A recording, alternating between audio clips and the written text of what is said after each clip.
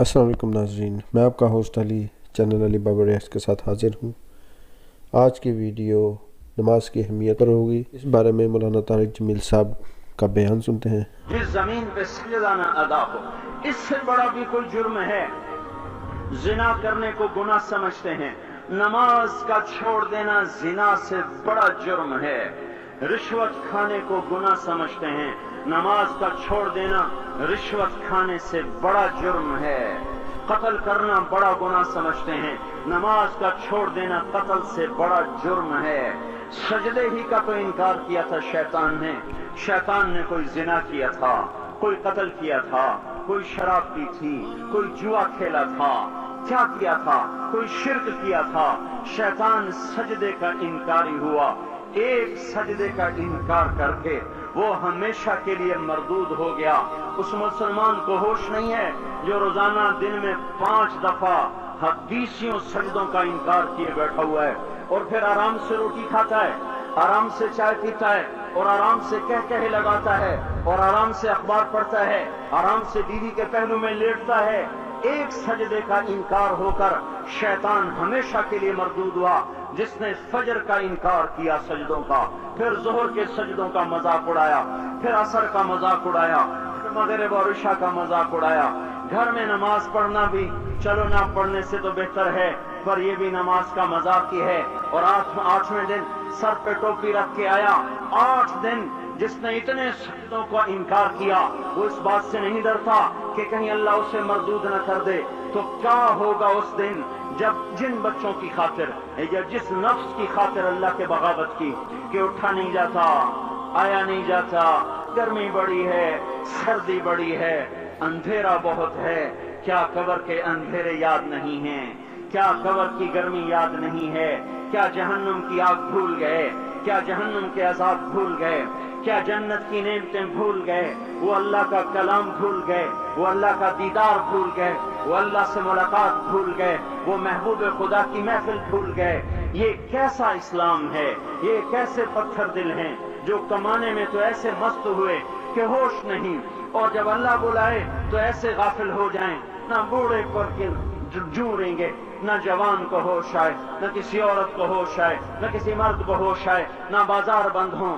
ارے میرے بھائیو، حکومت سے پیسہ بچانے کے لیے ہڑتالیں کی، 20 دن بازار نہ کھولے، نماز کے لیے اگر دکانیں بند کرتے تو آج اللہ تعالیٰ آپ کو ہر ظالم سے باہر نکال دیتا۔ کوئی ظالم نہ آپ کے مال پہ ہاتھ ڈالتا، نہ آپ کی عزت و آبرو پہ ہاتھ ڈالتا۔ دن دہاڑے ڈاکے پڑے، کیوں پڑے؟ کہ ہم باغی ہو گئے، ہم نے اللہ سے بغاوت کر دی۔ کیا جمعے کے دن صرف اللہ بلاتا ہے؟ یہ جمعے میں اتنے کیوں آتے ہیں اور باقی دنوں میں کیوں نہیں آتے؟ یہ کیسی وفا ہے؟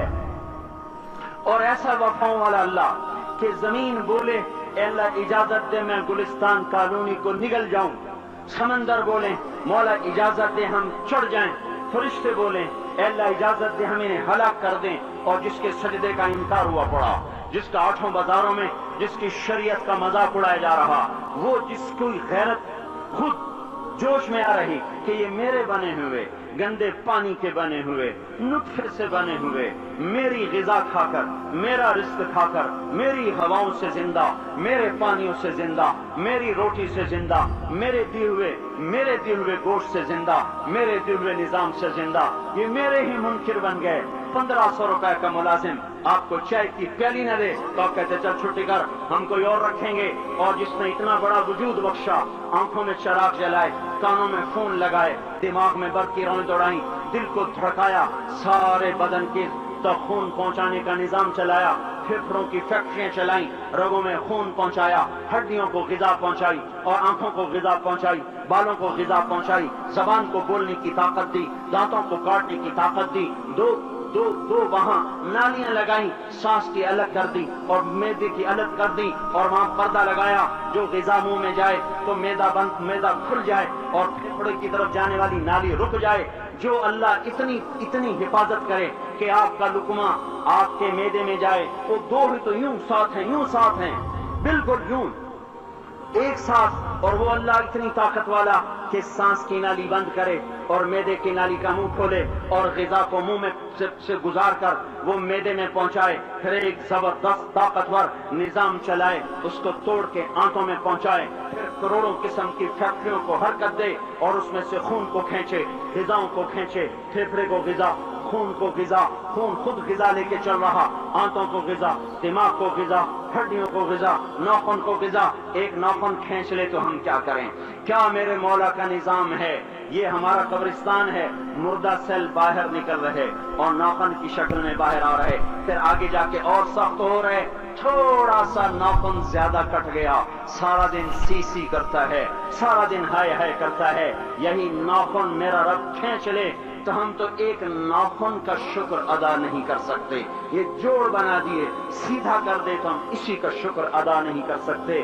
میرے بھائیوں، یہ سب کچھ کر کے پھر ہم اللہ کے باغی ہو جائیں، ہے کوئی عقل میں آنے والی بات؟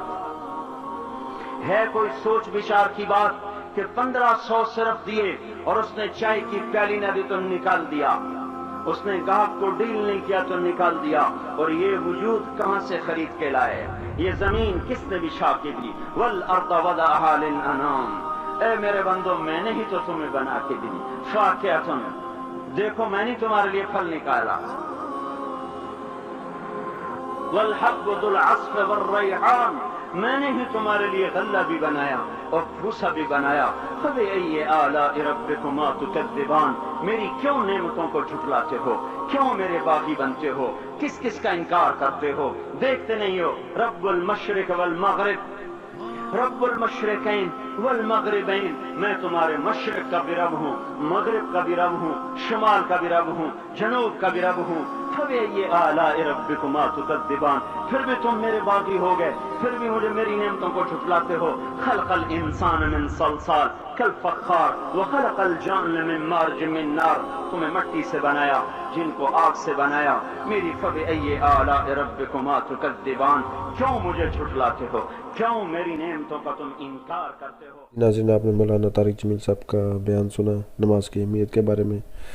اللہ ہم سب کو نماز پڑھنے کی، اس کی پابندی کرنے کی، باقاعدگی سے نماز ادا کرنے کی، اللہ کی نعمتوں کا شکر ادا کرنے کی توفیق عطا فرمائے۔ امید ہے آپ کو ویڈیو پسند آئی ہوگی۔ اگلی ویڈیو لے کر بہت جلد آپ کی حاضر ہوں گے، تب تک کے لیے اجازت دیجیے۔ اللہ حافظ۔